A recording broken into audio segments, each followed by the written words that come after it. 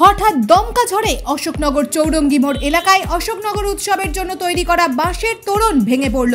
বড়সড় দুর্ঘটনার হাত থেকে রক্ষা ঘটনাস্থলে অশোকনগর থানার পুলিশ, বিদ্যুৎ দফতর এবং পৌরসভার কর্মীরা। প্রসঙ্গত, 1 মাস আগে হয়ে যাওয়া অশোকনগর উৎসবের জন্য তৈরি করা হয়েছিল এই গেট। উৎসব শেষ হয়ে গেলেও খোলা হয়নি সেই বাঁশের তোরণ। ডেকোরেটরসের ওপরেই দোষ চাপিয়েছেন অশোকনগর উৎসব কমিটির সম্পাদক অতীশ সরকার। তিনি জানিয়েছেন, একাধিকবার ডেকোরেটরসকে বলা সত্ত্বেও তিনি গেট খুলে নেননি।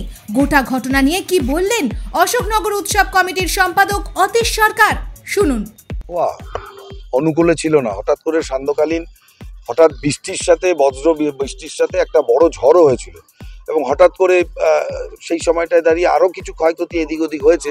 কিন্তু এই গেটটা ওভারগেট ছিল, এইটা হঠাৎ করে ভেঙে পড়ে এবং তার মধ্য থেকে একটা বড় অ্যাক্সিডেন্ট হওয়ার সম্ভাবনা সত্যিই ছিল। কেননা যেহেতু এটা 12 নম্বর, 13 নম্বর, 14 নম্বর এবং মূল অশোকনগর গোলবাজার যাওয়ার মূল পথ, সন্ধ্যের পর থেকে প্রচুর মানুষ এই রোড দিয়ে যাতায়াত করে। সেই জায়গাটা দিয়ে ঠিক ওই সময়টাই কেউ ওই সময় দিয়ে ছিল না বলে বড় দুর্ঘটনার থেকে আমরা বেঁচে গেছি। যে কেউ হতে পারত। এটা আমাদের অশোকনগর উৎসব হয়েছিল আমাদের জানুয়ারি মাসে, সেই সময় গেটটা করা হয়েছিল। কিন্তু তারপরে আমরা তার অশোকনগর উৎসব শেষ হওয়ার পরের দিনই আমরা শিল্পী ডেকোরেটার্স তাকে আমরা জানিয়েও দিয়েছিলাম যে অতি শীঘ্রই গেটটি খুলে নেওয়া। তাকে বারবার বলেছি, সে তার গাফিলতি তো রয়েছেই, তাকে বারবার বলেছি গেটটি খুলে নাও। সে আজকাল করছে। আমরা তারকে আজকেই জিজ্ঞেস করব যে তার এই যে ব্যর্থতা, এই ব্যর্থতার জন্য এত বড় যে একটা দুর্ঘটনার থেকে আমরা সকলে বেঁচে গেছি, সেটা তার এবং তার বোধহয় অন্যান্য জায়গায় কোনো অনুষ্ঠান, এবং শুনেছি অন্য কোনো আরেকটি কারুর সাথে কথা হয়েছিল, একটা সামনে অনুষ্ঠান আছে, সেই গেটটিকে ভাড়া দেওয়ার জন্য হয়তো তার এই লং টাইম গাফিলতির চেষ্টা করছিল। আমরা জিজ্ঞেস করছি বিষয়টা, ঘটনাটা তো বলে আসে না।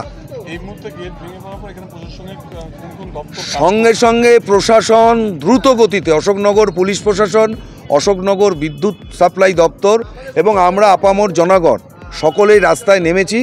আমরা অলরেডি 2টো রাস্তা করে দিয়েছি, যাতায়াতের কোনো বাধা সৃষ্টি হচ্ছে না এবং 1 থেকে 1.5 ঘন্টার মধ্যে আমরা টোটালটা ক্লিয়ার করে নেব। দায়িত্ব নিয়ে দাঁড়িয়ে থেকে আমরা এই কাজ তাড়াতাড়ি করছি। আমাদের বিধায়ককে আমরা খবর দিয়েছি, সঙ্গেই বিধায়ক আমাদেরকে নির্দেশ দিয়েছেন। আমাদের বিধায়ক নারায়ণ গোস্বামী মহাশয় তিনি নির্দেশ দিয়েছেন অতি শীঘ্রই যাতে এই যাতায়াতের রাস্তাটাকে ক্লিয়ার করে দেওয়া যায়, তিনি আমাদের নির্দেশ দিয়েছেন। আমরা সেই নির্দেশ পালন করার জন্য রাস্তায় দাঁড়িয়ে এই কাজ করছি। আমরা অশোকনগরে হয়তো অনেকে এই মুহূর্তে জানতে পারবে আর কিছুক্ষণের মধ্যে, আমরা বলছি রাতের মধ্যেই এই রাস্তাকে আমরা ক্লিয়ার করে দেব এবং এলাকার কিছু বিদ্যুৎহীন হয়েছে বাড়ি, এই মুহূর্তে কয়েকটি বাড়ির বিদ্যুৎ বন্ধ আছে। ইলেকট্রিক সাপ্লাইকে বলেছি রাস্তা ক্লিয়ার হওয়ার সঙ্গেই রাতের মধ্যে তাদের বাড়িতে বিদ্যুৎও পৌঁছে দেবে এবং প্রশাসন ইলেকট্রিক সাপ্লাই দাঁড়িয়ে থেকে কাজটা করছে। খুব কিছুর অসুবিধা এই মুহূর্তে দেখা যাচ্ছে না, কেননা হয়তো এই রাস্তাটি বন্ধ হয়ে গেছে, কিন্তু তার বাইপাস আমরা 2টো রাস্তা সঙ্গে তৈরি করে দিয়েছি প্রশাসনকে সামনে রেখে। রাস্তা এই মুহূর্তে আপনারাই দেখুন ক্লিয়ার, লোকের কোনো বাধা সৃষ্টি হচ্ছে না। দেখুন, দুর্ঘটনাটা যেহেতু ঘটেনি, আপনার প্রশ্নের উত্তরটা আমাকে তো দিতে হবে। দুর্ঘটনা যেহেতু ঘটেনি, দুর্ঘটনা ঘটলে কি করতাম, কে দায়িত্ব নিতাম, সেটা হলে পরে হয়তো বলতে পারতাম। এক্ষুনি যেহেতু হয়নি, এটা সত্যি কথাই আমাদের ভাগ্য। হ্যাঁ, ডেকোরেটরসের অবশ্যই গাফিলতি। আমরা অবশ্যই, আমরা যেহেতু ক্ষয়ক্ষতি সেরকম হয়নি, তাও আমরা চেষ্টা করছি। দেখুন, একা তো আমি সিদ্ধান্ত নিয়ে বলতে পারবো না। আমি অশোকনগর উৎসব কমিটির সম্পাদক অতীশ সরকার। আমি দায়িত্ব নিয়েই বলছি যে মানুষের সাথে বাধা যাতে সৃষ্টি না হয়, কোনো অসুবিধা না হয়, সেটা যেমন দেখছি অশোকনগর উৎসব কমিটির পক্ষ থেকে। এবং আপনার উত্তরটা দিই যে প্রয়োজন পড়লে আমাদের যদি আমরা যদি দেখা যায় যে কারুর ক্ষয়ক্ষতি কোনো কিছু হয়েছে, তাহলে তো তারই দায়িত্ব থাকে, আমরা তার বিরুদ্ধে থানায় অভিযোগ করব। অশোকনগর থেকে উজ্জ্বল শিকদারের রিপোর্ট, বঙ্গবাণী নিউজ।